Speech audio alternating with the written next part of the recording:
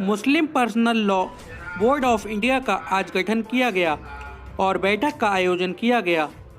बैठक की अध्यक्षता हाफिज नूर अहमद अजहरी प्रदेश अध्यक्ष Muslim personal law board of India के नेतृत्व में की गई।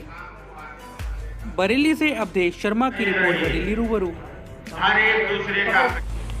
मुस्लिम पर्सनल बोर्ड ऑफ इंडिया का आज सूबाई इजलास था, कार्यकारिणी की बैठक थी।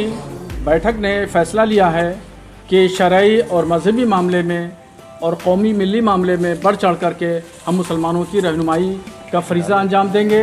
और बोर्ड ने यह भी फैसला लिया है कि आफत नाहगानी के वक्त यानी कहीं भी अगर आसमानी तौर पर नुकसानात होते हैं या फ़िरक़ा वाराना फसाद होता है तो वहाँ पर बोर्ड के लोग और उलमा इमाम मसाजिद ये लोग मदद के लिए वहाँ खड़े होंगे और रिलीफ का काम करेंगे।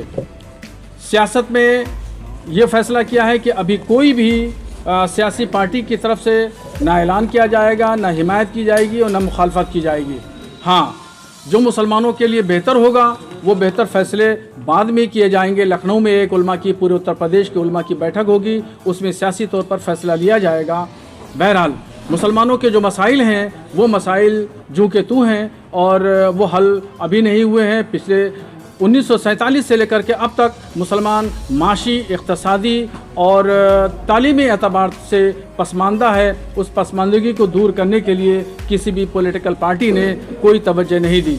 इसलिए मुस्लिम पर्सनल बोर्ड ऑफ इंडिया ने कदम उठाया है कि हम खुद अलग अलग जगहों पर तालीमी मुहिम चलाएंगे। माशी और इक़्तिसादी तौर पर मजबूत करने के लिए हम अपनी कौम को खुद कफ़ील बनाने के लिए ऐसी तदाबीर और ऐसे काम अंजाम देंगे जिससे उम्मत मुस्लिमा अपने पैरों पे खड़ी होगी।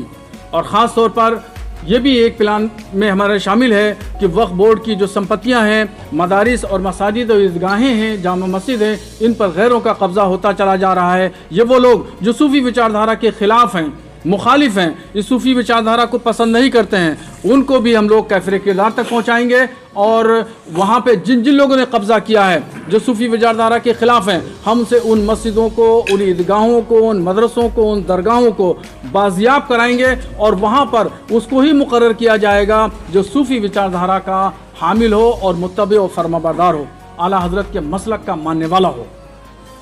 अब शहाबुद्दीन जी, आप कहना चाहेंगे सरकार ने फैसला दिया है कि लड़कियों की शादी की 18 से बढ़ाकर 21 कर दी गई है, उस पर क्या कहना चाहेंगे?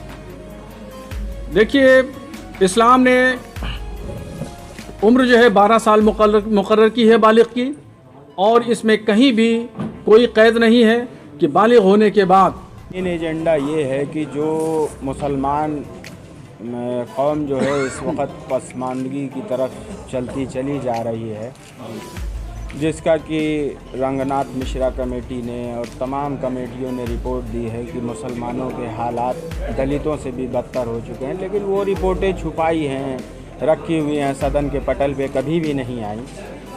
तो उस माशरे में जो भी कमियां हैं हम लोगों के बीच में, इल्म को लेके, बेदारी को लेके, उसी की मुहिम के तहत हम लोग काम कर रहे हैं।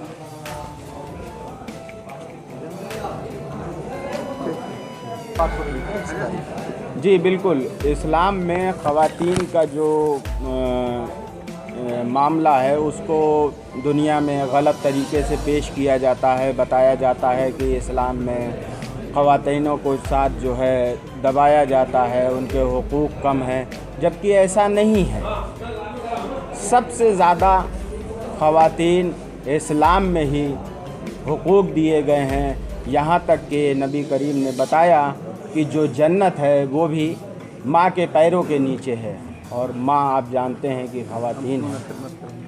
तो लिहाजा हम लोग उनको भी बेदार कर रहे हैं और इस बात की भी कोशिश कर रहे हैं कि मस्जिदों में एक अलग इंतज़ाम हो और वो लोग भी जमात के साथ नमाज़ पढ़ें, जमात के साथ तरावी पढ़ें और पर्दे के साथ सारा एहतमाम हो। वो भी बाहर निकल के दीन और इल्म दोनों चीज़ जब जानेंगी तब हिंदुस्तान में बेटियों को बचाया जा सकता है।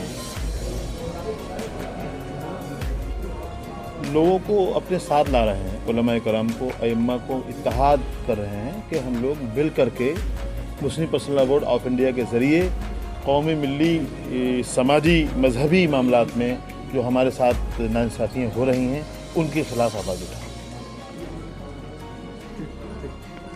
शुरुआत में आप किन किन मौज़ूआत पर या किन किन पॉइंट्स पर अपनी शुरुआत करेंगे? इसकी मतलब सबसे ज़्यादा आपने किन पर शुरुआत की? सबसे पहला जो मामला हमारा ये है, जो हिंदुस्तान की सरज़मीन पर हमारे साथ एक बहुत बड़ा अन्याय हो रहा है, खेल हो रहा है। नामूस रिसालत सल्लल्लाहु अलैहि वसल्लम पर हमला हो रहा है और नामूस रिसालत पर हमला कुछ भी हो जाए मुसलमान बर्दाश्त नहीं करेगा। कुछ भी हो, लो साजिश हो रही है, नामूस रिसालत पर हमला करके सियासत की जा रही है और सरकारी मदद के साथ में हो रही है।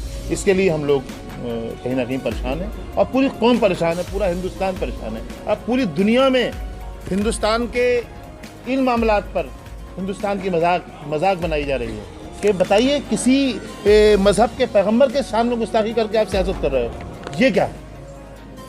ये हमें सबसे ज़्यादा दुख है। एक